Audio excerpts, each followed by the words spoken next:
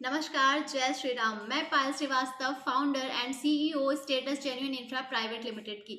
जैसा कि मैंने आपको बताया था कि सरकार की अयोध्या को लेकर योजनाओं को देखते हुए ऐसा लग रहा है कि आने वाले समय में वो किसी भी व्यक्ति को इंडिया से बाहर जाने का मौका नहीं देंगे, क्योंकि पूरी दुनिया में घूमने के पर्पज से जो भी अच्छी डेस्टिनेशंस हैं या जो भी अच्छे पॉइंट हैं, जो भी अच्छी चीजें हैं जिनका एक्सपीरियंस करने के लिए लोग अपने देश से दूसरे देश जाते हैं, वो सब की सब वो अयोध्या में लेकर के आ रहे हैं। और इसी के साथ ही काशी की तर्ज पर, जैसा कि उन्होंने पहले काशी में वाटरवे बनाया था और टेंट सिटी बनाया था, उसी की तर्ज पर वो अयोध्या में भी वाटरवे और टेंट सिटी का निर्माण करने जा रहे हैं। उत्तर प्रदेश के मुख्यमंत्री योगी आदित्यनाथ ने कहा कि काशी की तर्ज पर ही अयोध्या के सरयू नदी में वाटरवे बनाया जाएगा। इसके साथ ही भगवान राम की जन्मस्थली अयोध्या वैसे तो मठ मंदिरों की वजह से ही पूरे विश्व में फेमस है, लेकिन उसके अलावा पूर्ववर्ती सरकारों ने जिस तरह अयोध्या को उपेक्षित छोड़ दिया था, आज उसी अयोध्या में विकास की ऐसी गंगा बह रही है कि अयोध्या की तकदीर ही नहीं बल्कि तस्वीर भी पूरी तरह से बदल चुकी है। इसके अलावा अगर बात करें तो एक तरफ जहां भव्य मंदिर का कार्य काफी तेजी से चल रहा है, वहीं दूसरी तरफ अगर देखें तो हजारों करोड़ों रुपए की परियोजनाएं इस समय अयोध्या में काफी तेजी से काम कर रही हैं और बहुत तेजी से इन सभी परियोजनाओं पर काम किया जा रहा है।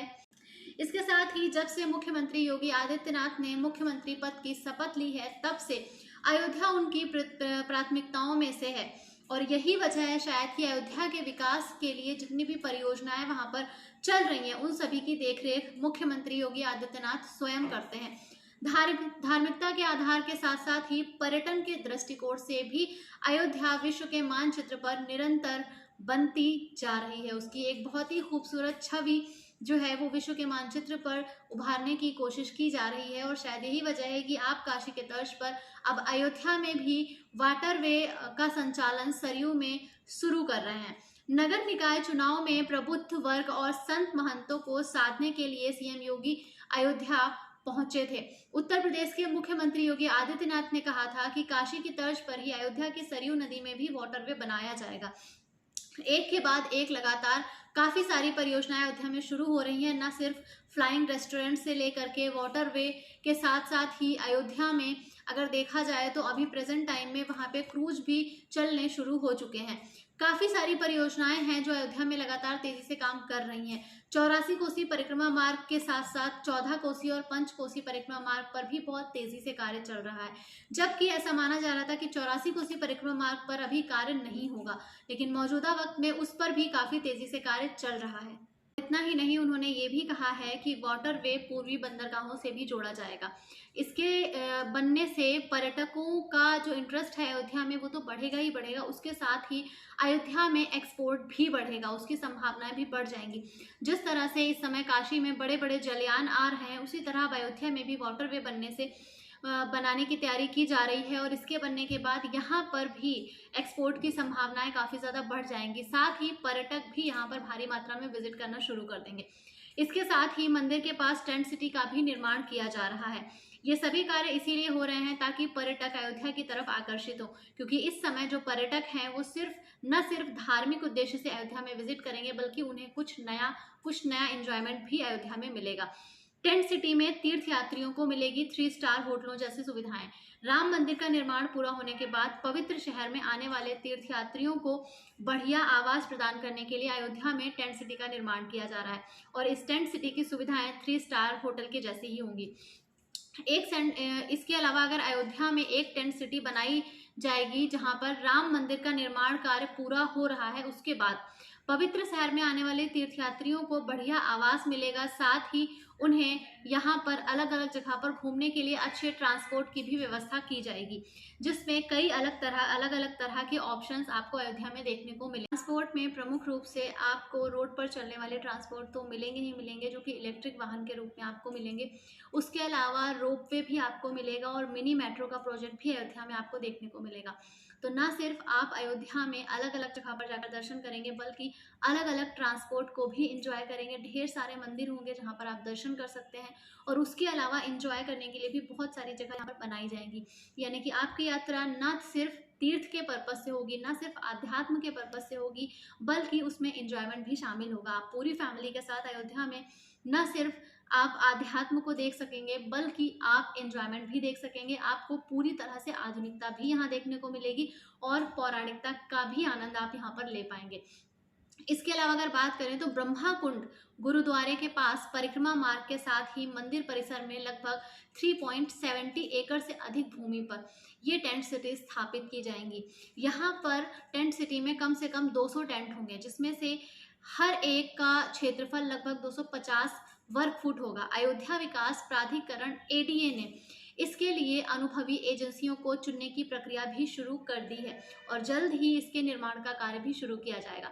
नवंबर तक टेंट सिटी का काम पूरा होने की संभावना जताई जा रही है। राम मंदिर अगले साल जनवरी में तीर्थयात्रियों के लिए खुल जाएगा और उससे पहले पहले इस काम को पूरा करना सरकार की जिम्मेदारी है। चूंकि मंदिर 2024 में जनवरी में ओपन कर दिया जाएगा, इसलिए जो विकास प्राधिकरण है उसको पर्यटकों के लिए गुणवत्ता में तेजी से वृद्धि करने की भी ज़रूरत है। ये जो भी टेंट सिटी बनेंगे, इनमें 2 स्टार और 3 स्टार होटलों के बराबर सभी सुविधाएं उपलब्ध होंगी। इसके साथ ही प्राधिकरण के उपाध्यक्ष विशाल सिंह ने यह भी कहा है कि टेंट सिटी में 2 या 3 स्टार होटलों के बराबर की जो सेवाएं दी जाएंगी वो सेवाएं काफ़ी अच्छी होंगी। उन्होंने ये भी कहा है कि टेंट लगाते समय कोई स्थायी ढांचा स्थापित नहीं होगा। किसी भी तरह की कमियों और पर्यावरणीय खतरे की संभावना को दूर करने के लिए प्राधिकरण ऑपरेटर की सीवरेज उपचार और अपशिष्ट जल उपचार योजनाओं की अग्रिम रूप से मांग भी करेगा, ताकि किसी भी तरह से इनके कारण प्रकृति को कोई भी हानि ना पहुंचे। अयोध्या में अभी केवल 17 होटल हैं। अगर आप अच्छे होटलों की बात करेंगे तो उनकी संख्या काफ़ी कम है और इसीलिए विशाल सिंह ने ये भी कहा है कि उनका जो उद्देश्य है वो ये है कि लगभग 15,000 वर्ग मीटर के खाली ज़मीन की पहचान की गई है, जिस पर इस तरह की इन सभी परियोजनाओं को अंजाम दिया जा सके। अधिकारियों ने ये भी बताया है कि टेंट सिटी से मंदिर परिसर तक पैदल जाने में 15 से 20 मिनट का सामान्य समय लगेगा, जिससे कि पर्यटकों को अत्यधिक असुविधा का सामना नहीं करना पड़ेगा। अगर वो ट्रांसपोर्ट से नहीं भी जाना चाहे तो वो पैदल भी मंदिर तक की यात्रा को पूरा।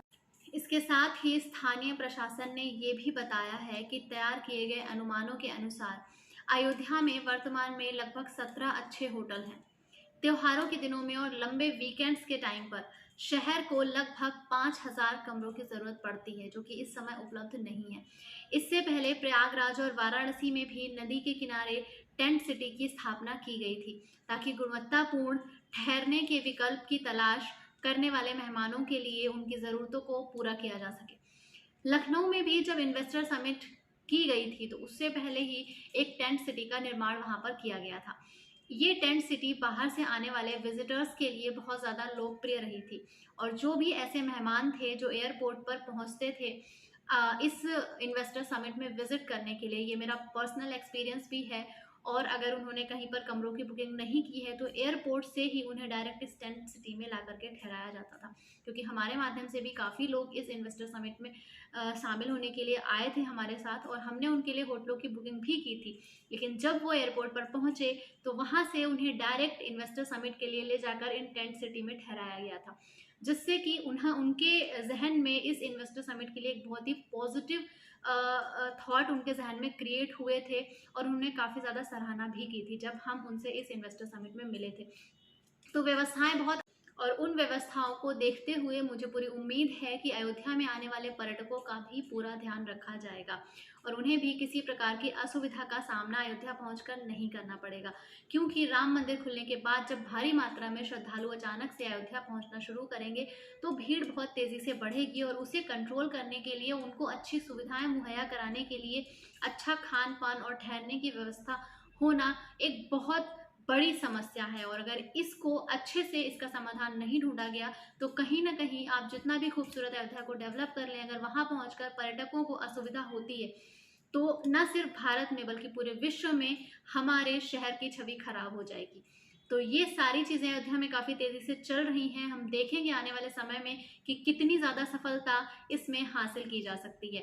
कुल मिलाकर हम ये कह सकते हैं कि अयोध्या को वैश्विक लेवल पर डेवलप करने की पूरी तैयारी सरकार की तरफ से है और लगातार वहाँ पे चलने वाला काम भी दिख रहा है।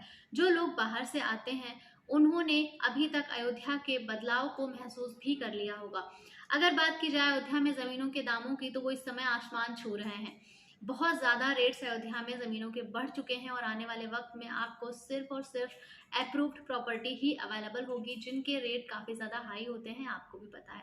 तो इन्वेस्टमेंट की दृष्टि से ये एक बहुत अच्छा समय है आपके लिए अयोध्या में इन्वेस्ट करने का। वैसे तो इस समय रियल एस्टेट काफ़ी अच्छी तरह से वर्क कर रहा है, और अगर बात करें तो रियल एस्टेट जो है वो हर देश की इकोनॉमी में एक बहुत बड़ा भाग अदा करता है, उसका एक बहुत बड़ा पार्ट होता है। किसी भी देश का रियल एस्टेट हो या पर्यटन विभाग हो, ये दोनों ही उस देश की इकोनॉमी में एक बहुत बड़ा रोल अदा करते हैं। अयोध्या में दोनों चीज़ें ही पीक पर हैं, पर्यटन की दृष्टि से भी और रियल एस्टेट की दृष्टि से भी अयोध्या इस समय एकदम पीक पे चल रहा है, और आने वाले समय में तो हालात और भी ज़्यादा ख़राब होने वाले हैं। 2023 के ख़त्म होने के बाद अयोध्या में ज़मीन मिलना संभव नहीं होगा, आपको सिर्फ और सिर्फ अपार्टमेंट ही तलाश करने पड़ेंगे। पर्यटन की दृष्टि से वहाँ पर आपको और भी बहुत सारे ऑप्शंस मिल जाएंगे, लेकिन अन्य किसी भी शहर के मुकाबले आज भी अयोध्या की प्रॉपर्टी बहुत ज़्यादा महंगी है। तो आने वाले समय में उसके रेट्स कहाँ जाएंगे, उसका अंदाज़ा अगर आप थोड़ा सा भी रिसर्च करेंगे तो आसानी से लगा सकते हैं, ये कोई इतनी बड़ी बात नहीं है। तो अयोध्या से जुड़ी जानकारियों के लिए आप हमारे साथ हमारे चैनल पर बने रहें, चैनल को सब्सक्राइब करें, अपने लोगों के साथ शेयर करें, और थोड़ा सा प्रभु श्री राम के कार्य में आप भी भागीदार बने, उनके शहर के बारे में, उनके मंदिर के बारे में, वहाँ पर हो रहे विकास के बारे में जानकारी लोगों तक पहुँचाएं।